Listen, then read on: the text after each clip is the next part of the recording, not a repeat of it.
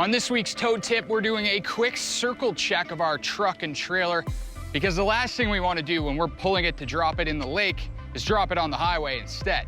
Now, if you're driving a new Ford F150, you've actually got a handy checklist right in front of your eyes. But if not, here's what you'll want to double check before heading out. Starting back here at the tongue, first thing we're going to do is make sure our lights are plugged in properly.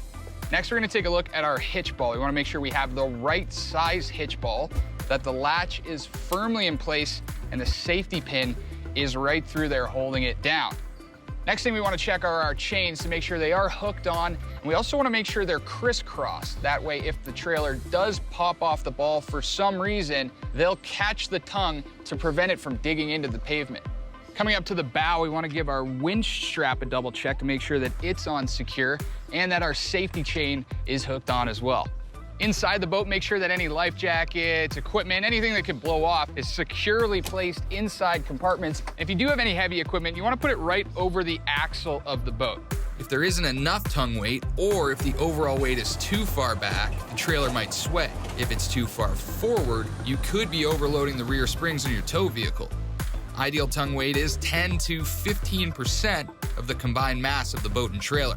Without a scale, it can be tricky to know how much tongue weight you have, so I always make sure the back of the truck drops a few inches and has the same or even less space below the wheel arch as the front. Also, make sure your tires are filled. Now onto the back. First, check the safety straps to make sure they're tight and secure and not wrapped around something fragile like a trim tab or a cylinder. And then check all your lights. Brake lights, tail lights, running lights, and signals to make sure they're all working properly.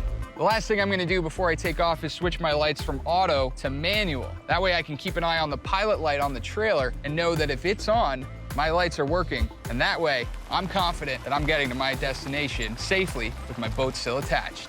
Hey, has anyone seen my sandals?